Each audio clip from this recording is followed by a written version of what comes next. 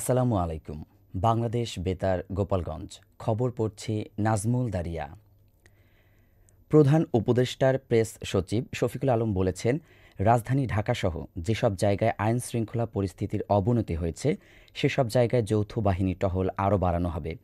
গতকাল বিকেলে সচিবালয়ে স্বরাষ্ট্র মন্ত্রণালয়ের সম্মেলন কক্ষে স্বরাষ্ট্র উপদেষ্টার সভাপতিত্বে অনুষ্ঠিত কোর কমিটির এক সভা শেষে সাংবাদিকদের তিনি এ তথ্য জানান।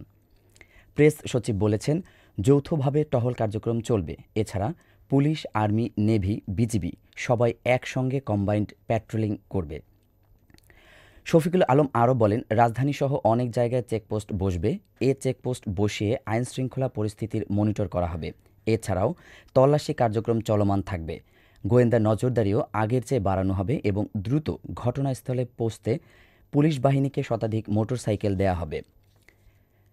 নড়াইলে যুব রেড ক্রিসেন্ট সহ শিক্ষা কার্যক্রম ত্বরান্বিত করার লক্ষ্যে এক সমন্বয় সভা নড়াইল জেলা প্রশাসকের সম্মেলন কক্ষে অনুষ্ঠিত হয়েছে।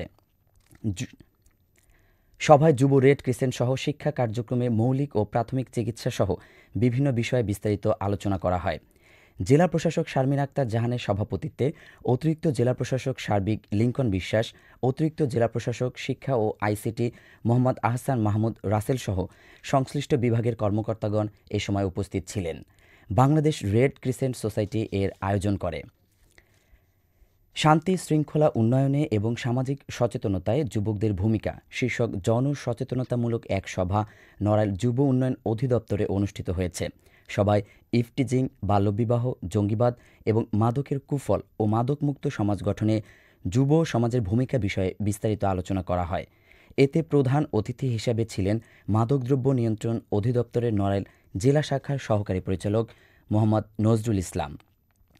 মাদকদ্রব্য নিয়ন্ত্রণ অধিদপ্তরের নড়াইলের উপপরিচালক মোহাম্মদ মনিরুজ্জামানের সভাপতিত্বে সদর থানার কর্মকর্তা অজিত কুমার রায় ও যুব উন্নয়ন অধিদপ্তরের প্রশিক্ষণার্থীরা এ সময়ে উপস্থিত ছিলেন। নড়াইলের কালিয়া উপজেলার মনোরঞ্জন কাপুরিয়া কলেজের বার্ষিক ক্রীড়া পুরস্কার বিতরণ ও কৃতী শিক্ষার্থীদের মাঝে বৃত্তি প্রদান গতকাল কলেজ চত্বরে অনুষ্ঠিত হয়েছে। এতে প্রধান অতিথি হিসেবে উপস্থিত ছিলেন কালিয়া উপজেলা নির্বাহী কর্মকর্তা মোহাম্মদ রাশেদুজ্জামান। কাপুরিয়া কলেজের অধ্যক্ষ ড তাপসী কাপুরিয়ার সভাপতিত্বে কলেজের শিক্ষক, শিক্ষার্থী ও অভিভাবকগণ এ সময় উপস্থিত ছিলেন। এ প্রতিযোগিতায় ৩৫টি ইভেন্টে প্রায় শতাধিক প্রতিযোগী অংশগ্রহণ করেছে। নড়াইলের লোহাগড়ায় একটি বিদেশি পিস্তল ও ৬ রাউন্ড গুলিসহ ২ ভাইকে উপজেলার কুন্দুসি গ্রাম থেকে গ্রেপ্তার করেছে লোহাগড়া থানা পুলিশ। পুলিশ জানায়, গতকাল রাতে গোপন সংবাদের ভিত্তিতে লোহাগড়া থানা পুলিশের উপপরিদর্শক সুমন হাওলাদার ও তার সঙ্গীয় ফোর্সের সমন্বয়ে এ অভিযান চালিয়ে অস্ত্রসহ ধলা বাবুল ও তার ভাই বিপুলকে গ্রেফতার করে। গতকাল লোহাগড়া থানার ভারপ্রাপ্ত কর্মকর্তা মোহাম্মদ আশিকুর রহমান এই বিষয়টি নিশ্চিত করে বলেন, তাদের বিরুদ্ধে মামলা দায়েরের প্রস্তুতি চলমান রয়েছে। এবারে কৃষি সংবাদ।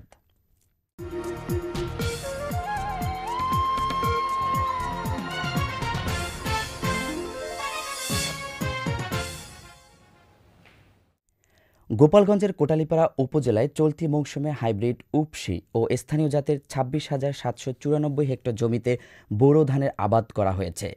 আবহাওয়া অনুকূলে থাকলে এসব জমি থেকে এবছর কৃষকের ১,৩৩,৯৭০ মেট্রিক টন ধান উৎপাদন হবে বলে আশা কৃষি বিভাগের। খেলার খবর, ক্রিকেট।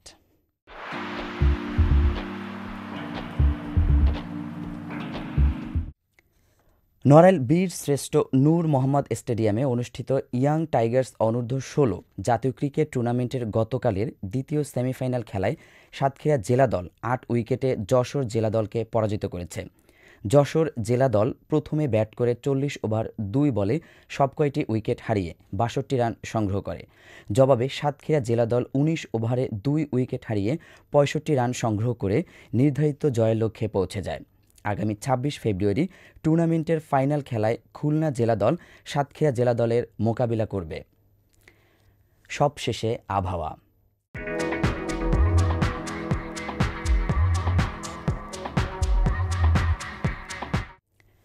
আজ বেলা ১টা পর্যন্ত আবহাওয়ার পূর্বাভাসে বলা হয়েছে, দেশের অভ্যন্তরীণ নদীবন্দরসমূহের জন্য কোনো সতর্কবাণী নেই এবং কোনো সংকেতও দেখাতে হবে না। খবর শেষ হলো। আমাদের পরবর্তী খবর প্রচারিত হবে আগামীকাল সকাল ৮টা ৩০ মিনিটে বাংলায়।